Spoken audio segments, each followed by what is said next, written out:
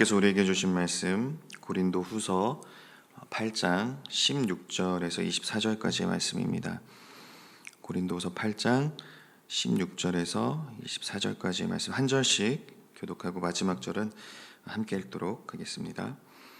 너희를 위하여 같은 간절함을 디도의 마음에도 주시는 하나님께 감사하노니 그가 고난을 받고 더욱 간절함으로 좌하여 너희에게 나아갔고 또 그와 함께 그 형제를 보내었으니 이 사람은 복음으로써 모든 교회에서 칭찬을 받는 자요 이뿐 아니라 그는 동일한 주의 영광과 우리의 원을 나타내기 위하여 여러 교회의 택함을 받아 우리가 맡은 은혜의 일로 우리와 동행하는 자라.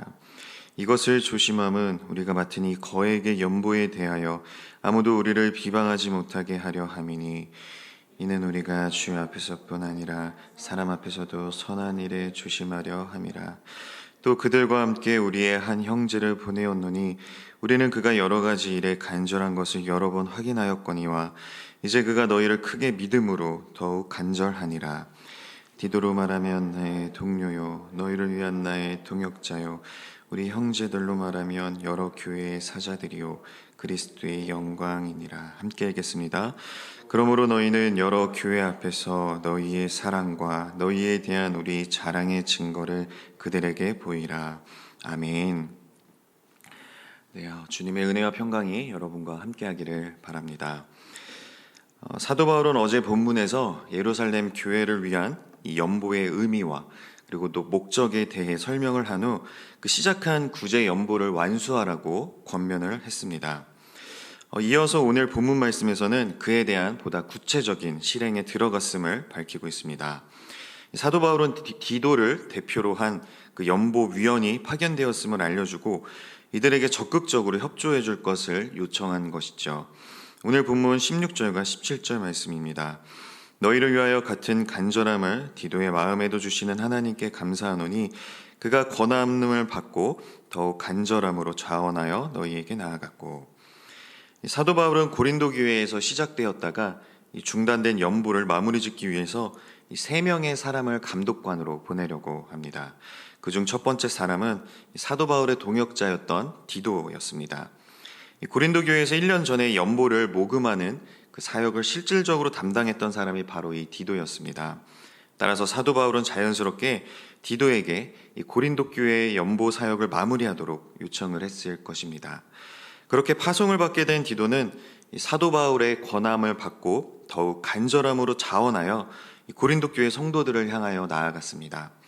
디도가 고린도 교회를 방문한 것이 사도 바울의 권면 때문만이 아니었음을 밝히고 있는 것이죠. 디도에게도 자발적인 열심이 있었습니다. 그래서 사도 바울은 디도의 마음에도 자신과 같은 그 열정이 있다는 사실에 감사했습니다. 하나님께서는 이처럼 사역자들에게 이 사역에 대한 동일한 열정을 주시고 또 성도를 향한 사랑을 주셔서 함께 주님의 몸된 교회를 세워나가도록 하십니다. 여기서 주목할 것은 이 16절에 기록된 것처럼 사도 바울과 디도가 품은 같은 간절함이 너희를 위한, 즉 고린도 교회 성도들을 위한 일이라는 것입니다. 이 엄밀히 따지면 이 예루살렘 교회를 위한 그 연보를 모금하는 것이니 예루살렘 교회를 위한 일이죠. 그런데 사도 바울은 고린도 교회 성도들을 위한 이 같은 간절함이라고 말씀을 합니다. 즉 사도 바울과 디도 모두 단지 이 사역만을 생각하며 예루살렘을 위한 연보에만 집중을 하고 있었던 것이 아님을 알 수가 있습니다. 이 사역과 물질이 아닌 이 고린도 교회 성도들, 즉 사람에게 집중을 하고 있음을 보여주는 것입니다. 사도 바울과 디도의 그 동일한 간절함은 이 고린도 교회 성도들을 향하고 있었던 것입니다. 이어지는 18절과 19절 말씀에서 디도와 함께 보낸 두 번째 동역자에 대해 말씀하고 있습니다. 또 그와 함께 그 형제를 보내었으니 이 사람은 복음으로써 모든 교회에서 칭찬을 받는 자요 이뿐 아니라 그는 동일한 주의 영광과 우리의 원을 나타내기 위하여 여러 교회의 택함을 받아 우리가 맡은 은혜의 일로 우리와 동행하는 자라. 이 두 번째 사람이 누구인지는 언급하고 있지 않지만 복음으로써 모든 교회에서 칭찬을 받는 자라고 말씀을 하고 있습니다. 이미 여러 교회에 알려진 인물이었고 마게도냐 성도들을 비롯해 여러 교회에서 선택을 받은 자였습니다. 바울이 이 사람을 추천하면서 강조하는 내용은 그가 여러 교회에서 임명을 받았다는 것과 주의 영광, 또 우리의 원, 그리고 은혜의 일을 위해 동행하게 되었다는 것입니다. 사도 바울은 예루살렘 교회를 위해 이 연보를 모금하는 것이 주의 영광을 드러내고 우리의 원, 즉 교회의 선한 뜻을 나타내는 일이며 은혜가 되는 일이다라고 말씀하고 있습니다. 그 이유는 이방인 성도들이 정성 들여서 모은 이 연보를 유대인 성도들에게 전하는 것이 이 두 공동체의 화합을 의미하기 때문입니다. 예수 그리스도께서 죽으심으로 하나님과 우리 사이에 그 막힌 담을 허무셨던 것처럼 유대인들과 이방인들이 주님 안에서 막힌 담을 허물고 복음으로 하나가 되는 것이 하나님의 영광을 드러내며 하나님의 은혜에 참여하는 일입니다. 그러니 이 일을 사탄이 얼마나 싫어했겠습니까? 유대인과 이방인이 하나가 되어서 교회가 더욱더 굳건하게 세워져 가고 있으니 사탄은 가만히 있을 수가 없었을 겁니다. 더군다나 사람들이 시험에 들기 쉬운 그 금전에 관련된 일이니 더욱 공격하기가 용이했을 것입니다. 이 사실을 잘 알았던 사도 바울은 그래서 이 연보를 전달하는 그 위원을 정말 신중하게 선택을 한 것이겠죠. 여러 교회에서 칭찬받고 인정을 받는 사람으로 말입니다. 이어지는 20절 말씀을 보면 사도 바울이 이 부분에 얼마나 신중하게 접근하고 있는지를 알 수가 있습니다. 이것을 조심함은 우리가 맡은 이 거액의 연보에 대하여 아무도 우리를 비방하지 못하게 하려 함이니. 종교개혁자 칼빈은 이렇게 말한 적이 있습니다. 이 공적인 돈을 취급하는 것만큼 비난을 받기 쉬운 것은 없다라고 말입니다. 이 고린도후서 말씀을 새벽에 쭉 나누면서 우리는 이 사도 바울이 정말 많은 오해와 이 비난을 받았음을 알 수가 있었습니다. 이 고린도 교회 성도들은 이 사도 바울이 사도로서 그 수고한 삭슬 받을 수 있는 그 사도의 권리를 사용하지 않는 대신 아주 교묘한 속임수로, 즉 구제금 명목으로 그에 상응하는 재물을 취한다라고 비난을 했습니다. 바울은 이런 오해, 또 비방, 이런 모함 때문에 이 연보 사역이 타격을 받지 않도록 하기 위해서 무척이나 조심했습니다.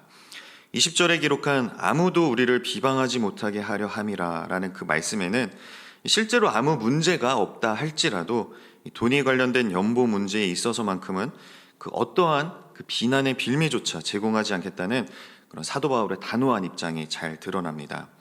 그래서 사도 바울은 이 일을 혼자서 처리하지 않고 디도를 비롯한 다른 동역자 2명에게 이 일을 함께 감당하도록 한 것입니다. 특히 사도 바울은 이렇게 더욱 신경 썼던 이유가 20절에 기록된 대로 이 연보가 거액이었기 때문입니다. 당시에는 지금처럼 계좌이체가 가능한 것도 아니었고 또 지폐나 수표처럼 부피가 작고 또 가벼운 화폐가 있었던 것도 아니었습니다. 이 무게나 부피가 상당했던 은하나 금화였을 것입니다. 그것이 거액이었으니 운송을 하는 것도 보통 일이 아니었을 것입니다. 혹시라도 이동 중에 강도를 당하거나 이런 불미스러운 일이 생겨서 금전과 관련된 그런 좋지 않은 소문이라도 돌게 되면 좋은 의도로 시작된 이 사역이 수포로 돌아갈 수도 있었던 것입니다. 우리는 종종 선한 의도로 시작한 일인데 언제부턴가 일이 이상하게 틀어져서 그 선한 의도는 사라지고 문제만 계속 커지는 경우를 접하고는 합니다.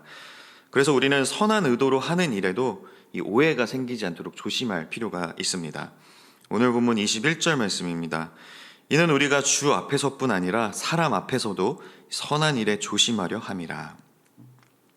사도 바울은 이 연보에 참여하는 자신의 자세에 대해서 주 앞에서뿐 아니라 사람 앞에서도 선한 일에 조심하려 한다라고 밝혔습니다. 먼저는 하나님의 그 심판 때 그 앞에 설 것을 생각하면 하나님 앞에서 양심적으로 또 정직하게 자신에게 맡겨진 사역을 감당해야만 합니다.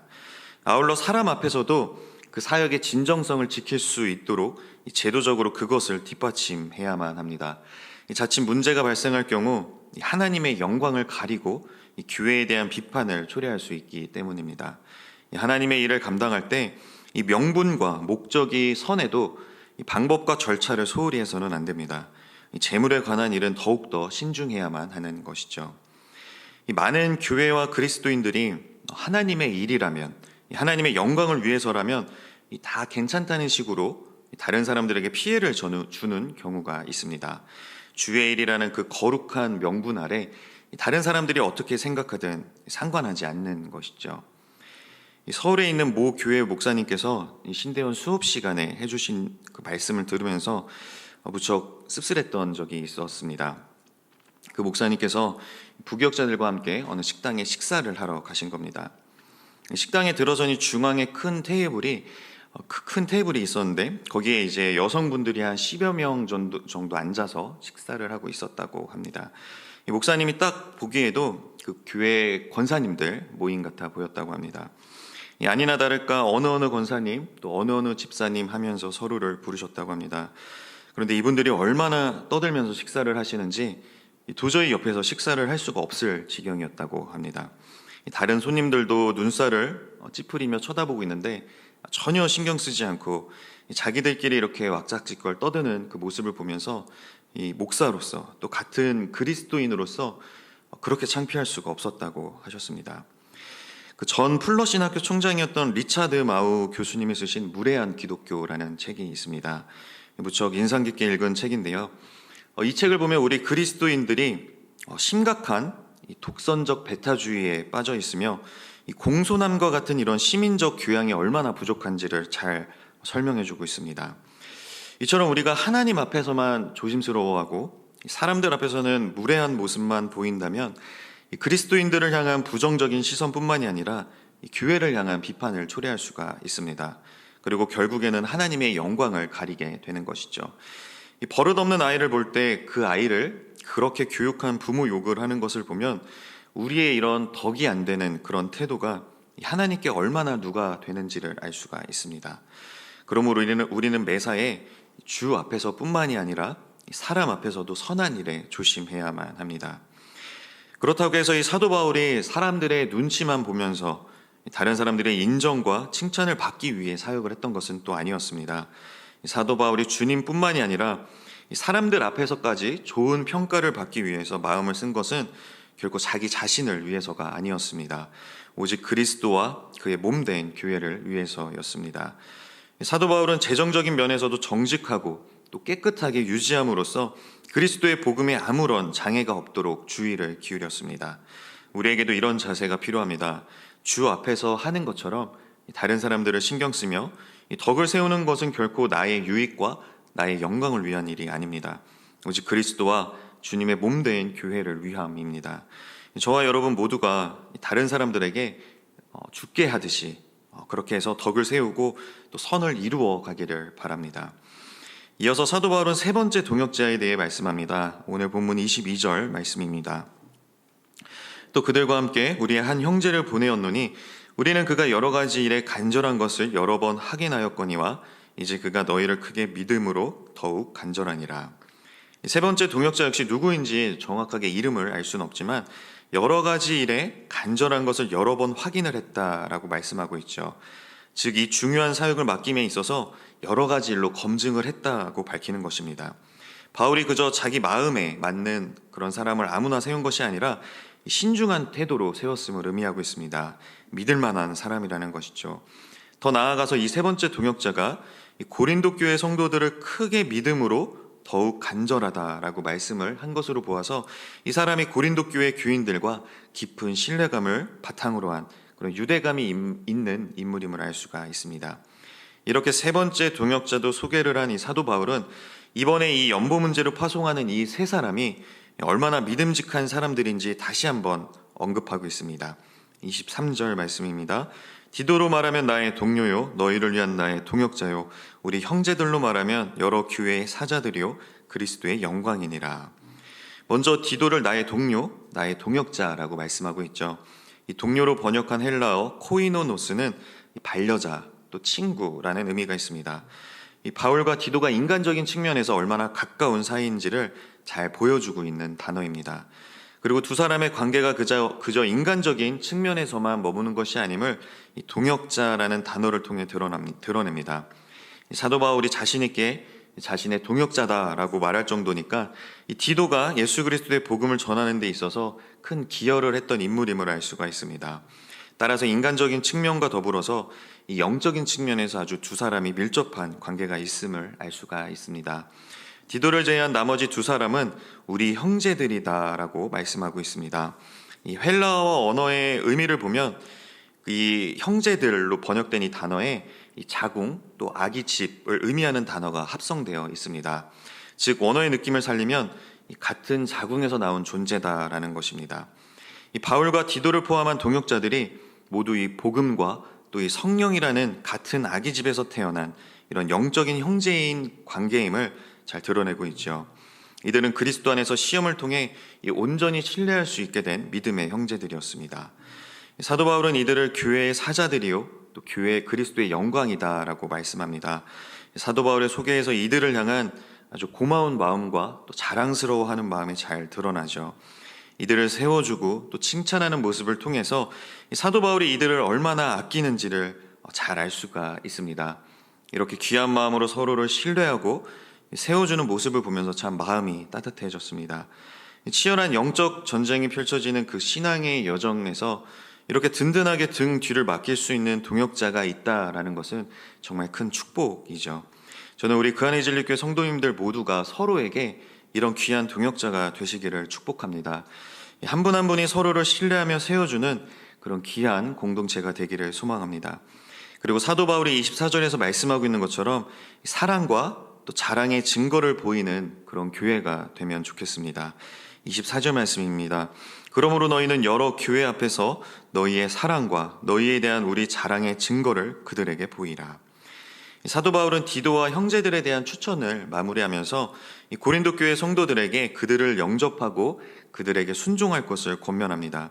디도와 함께하는 두 형제 모두 여러 교회를 대표하는 형제들이다라고 앞서 언급했던 사도 바울은 이들을 사랑으로 영접하는 그 일이 다른 교회의 자랑이 될 수 있도록 행동하라는 것이죠. 그리고 수고하는 일꾼들을 환대하는 것에서 더 나아가서 가난하고 어려운 형제를 위해 적극적으로 이 연보에 동참할 수 있도록 독려를 한 것입니다.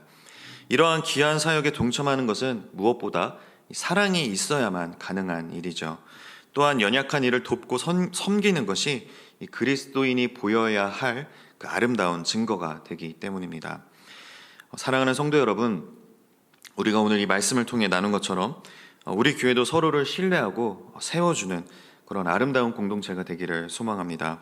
하나님께서 그 안의 진리교회 안에서 동역자로 세워주신 그 한 사람 한 사람을 더욱더 사랑하고 또 인정해주며 또 칭찬해주는 그런 공동체가 되기를 바랍니다. 그렇게 하나가 되어서 합력하여 선을 이루며 그런 귀한 사역을 감당하되 교회에서 다양한 사역을 함에 있어 사도 바울처럼 신중하면 좋겠습니다. 조금이라도 공동체를 시험에 빠뜨릴 만한 일은 없는지 확인하며 그 주 앞에서 뿐만이 아니라 사람 앞에서도 그 선한 일에 조심하는 그런 지혜로운 모습이 우리 안에 있기를 바랍니다.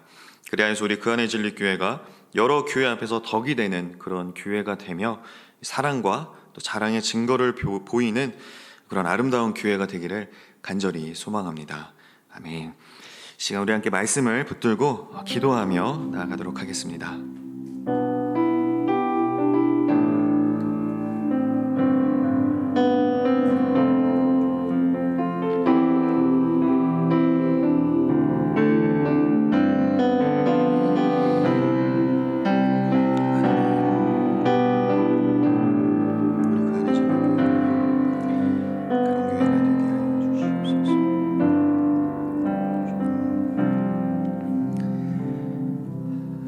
하나님 아버지, 사랑하는 우리 그 안의 진리교회가 예수 그리스도의 사랑을 증거하는 교회가 되기를 원합니다. 하나님의 자랑이 되고 그 자랑을 증거하는 교회가 되게 하여 주시옵소서. 성령님께서 하나 되게 하여 주신 이 교회의 모든 성도님들 한 분 한 분이 서로를 인정하고 신뢰하며 세워주는 그런 아름다운 동역자들이 다 되게 하여 주시옵소서. 하나님을 사랑하는 만큼 이웃을 사랑하는 교회가 되기를 원합니다.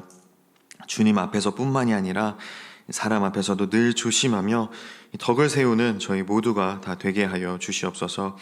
오늘 하루도 주님께 온전히 맡겨드립니다. 어디에서 무엇을 하든지 오직 하나님께만 영광을 올려드리는 그런 귀하고 복된 하루가 되게 하여 주시옵소서. 예수님의 이름으로 축복하며 기도하옵나이다. 아멘.